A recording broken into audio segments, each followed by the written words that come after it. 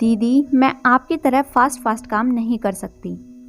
भाभी, पता नहीं क्यों पर आप ठीक से बात नहीं कर रही हैं, आस्था ने बहुत ही परेशान होकर कहा। आस्था की बात सुनकर पलक अपने चेहरे पर एक नकली हंसी लाकर किसी तरह बोली, ऐसी बात बिल्कुल नहीं है आस्था दीदी, बस बात यह है कि आजकल मैं थोड़ी व्यस्त हो गई हूँ।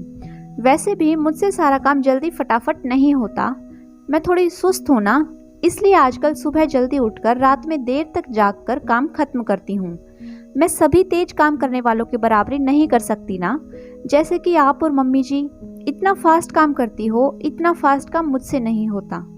पलक ने चाहे जो भी कहा हो, उसके कहने के अंदाज से ही पता चल रहा था कि उसे किसी बात से दुख हुआ है और वह अपने आप में थोड़ी परेशान है।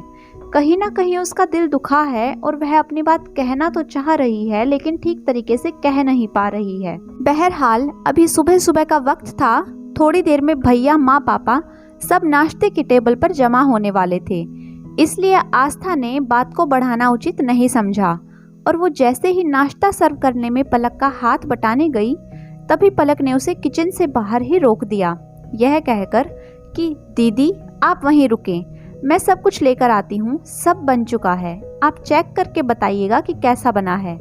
वैसे आप जैसा बनाती हो उतना अच्छा तो नहीं बना होगा, पर जैसा मैंने मेहनत किया है उस हिसाब से खाने लायक तो बना ही होगा। अब से आप निश्चिंत रहिए, आप लोगों को अब से मैं कोई शिकायत का मौका नहीं दूंगी। अरे क्या हो गया है भाभी को, ऐसा क्यों कह रही हैं? आस्था को कुछ समझ में नहीं आया। उसने पलक का हाथ पकड़कर पूछा, आपको हुआ क्या है भाभी? कुछ बात हो तो मुझे बताइए, आप पहले तो ऐसा नहीं करती थी। शायद आप ठीक कह रही हैं, पर आस्था दीदी अब इस घर में ऐसा बहुत कुछ हो रहा है जो पहले नहीं होता था। पहले आप भी तो मेरी बात सिर्फ मुझसे ही बताती थी, किसी और को नहीं। बोलती हुई पलक सुबक सुबक कर रोने लगी। आस्था को बहुत आश्चर्य हो रहा था, यह हमेशा हंसने बोलने वाली पलक भाभी को क्या हो गया है? ऐसा क्या किसी ने कुछ कह दिया जिसकी वजह से वह अपनी प्यारी ननद आस्था को ही गलत समझने लगी हैं? खैर, उस दिन तो आस्था को माँ को डॉक्टर के पास लेकर जाना था और उस समय पलक की हालत ऐसी नहीं थी कि वह डॉक्टर के पास जा पाती, क्योंकि एक तो वह थोड़ी उदास थी, दूसरा उस दिन रविवार होने की वजह से जानबूझकर आस्था उसे और अपने भाई उमेश को एकांत के कुछ पल देना चाहती थी। आखिर 1 साल ही तो हुए थे पलक की शादी को, ऐसे में दोनों पति पत्नी को एकांत के कुछ पल देने की ही मंशा आस्था की रहती थी।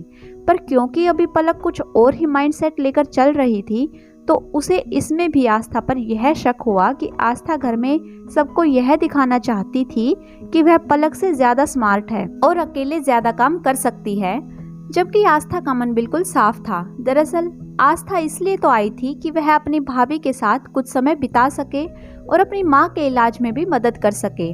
पर आस्था को आश्चर्य हो रहा था कि एक तरफ से पलक का व्यवहार चौंका रहा था, तो दूसरी तरफ नौकरानी का अनावश्यक हस्तक्षेप करना पसंद नहीं आ रहा था।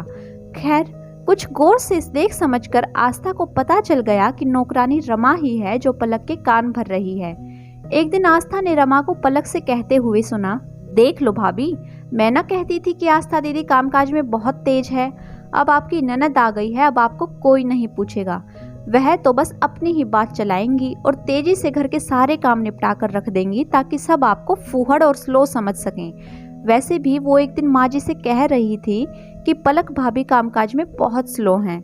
अब आस्था को पता चल गया कि गलतफहमी फैलाने वाली रमा ही है, तो उसने एक दिन रमा को आड़े हाथों लिया कि इस तरह से ननद भाभी में दूरी ना पैदा करे। और उस दिन के बाद पलक भी समझ गई कि यूं किसी और की बातों में आकर अपने रिश्ते खराब करना सही नहीं है।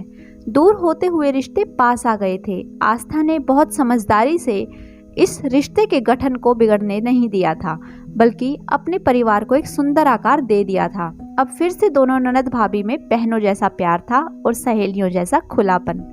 अगर आपको आज की कहानी पसंद आई है तो वीडियो को लाइक कीजिए, शेयर कीजिए, साथ ही ऐसी ही मज़ेदार कहानी सुनने के लिए और चैनल पर जुड़े रहने के लिए चैनल को जल्दी से सब्सक्राइब कर ले। Thanks for watching.